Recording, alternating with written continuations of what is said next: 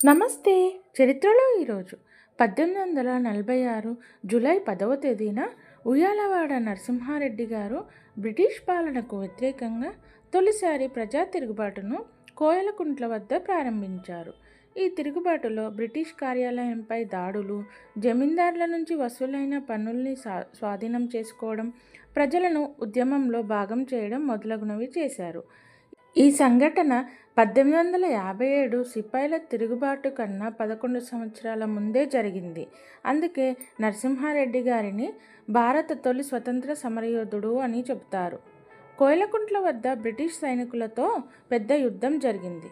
ఆ యుద్ధంలో బ్రిటిష్ ప్రభుత్వానికి చెందిన విస్తారమైన ధనాన్ని మరియు ధాన్యాన్ని స్వాధీనం చేసుకున్నారు. ఈ ఘటన బ్రిటిష్ పాలకులకు తీవ్ర షాక్కి గురిచేసింది. నరసింహారెడ్డి జ్ఞాపకార్థం కోయలకుంట్లలో స్మారక స్తూపాలు ఉన్నాయి.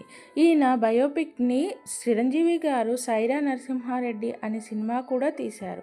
ఈ సినిమా మీలో ఎంతమంది చూశారో కామెంట్ చేయండి. అలాగే ఈ ఇన్ఫర్మేషన్ మీకు వర్తి అనిపిస్తే ఒక లైక్ చేయండి, ఫాలో అవ్వండి, సబ్స్క్రైబ్ చేసుకోండి. Thank you.